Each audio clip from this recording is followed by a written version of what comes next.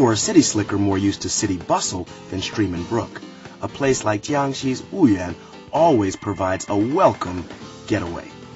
Located a scenic but lengthy 600 kilometers from Shanghai, the fresh air and mountain scenery en route gave me a small taste of the land renowned as the most beautiful countryside in all of China.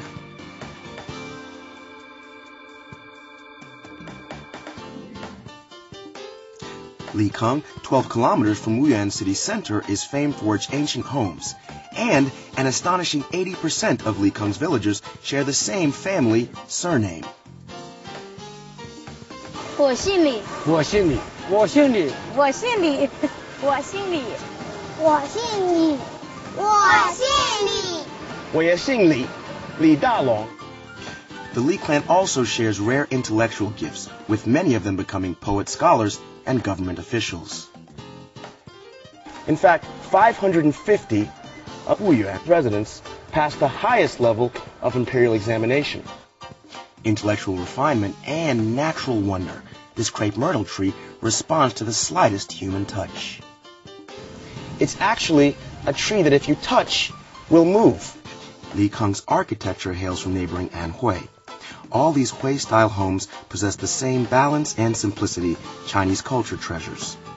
Intricate carvings of stone, brick, and wood decorate the inner sanctums, as they have in these homes for well over 1,000 years.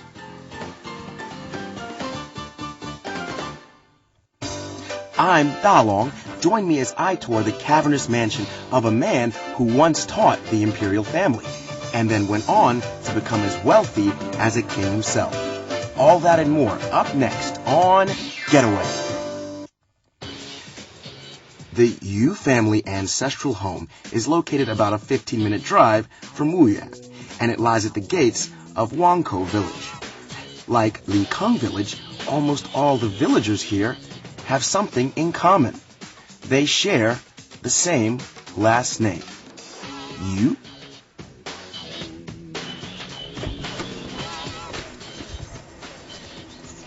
Likeng is a place where you can see some incredibly intricate Hui architecture.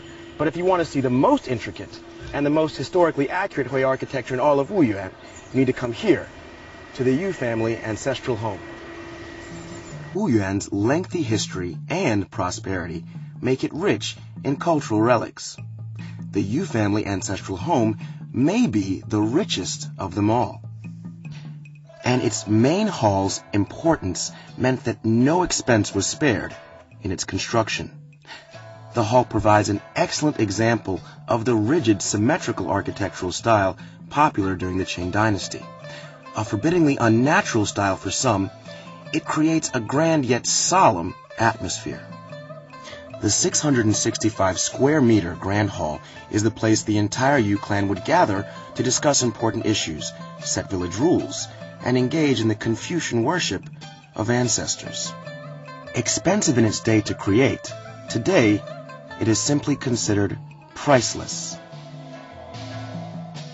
This, Wuyuan's Ye family ancestral home, is a testament both to Wuyuan's architectural legacy and its historical one. It is about the same size as a modern football pitch, and along the entire perimeter is some of the most intricate and delicate wood carving to be found anywhere on Earth. Now, this building was constructed between 1744 and 1763, which means it happened during the North American French-Indian War, before America was even a country. But if you look at these wood carvings, they are the original. They have never been replaced, never been restored. How is that possible? Well, it's because of the design. There's actually an arcing curve on each layer that prevents any sort of downfall or destruction. And between each layer is a small block of wood.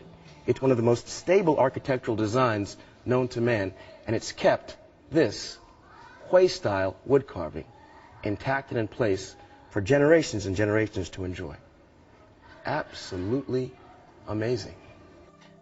The Yu family's story is one that reaches to the very highest echelons of imperial power.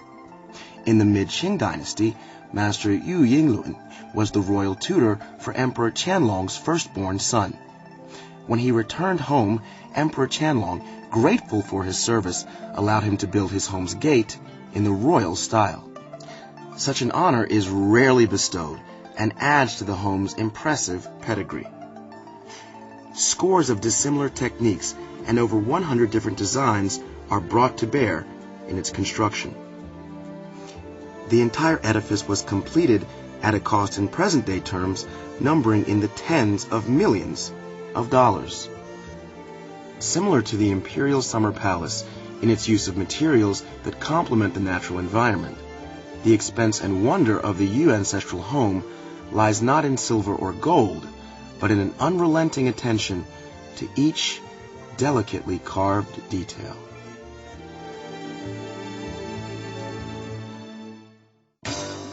In the West, we say you shouldn't judge a book by its cover, and I say you shouldn't judge a bridge by its looks. Come with me and find the inner beauty of Rainbow Bridge.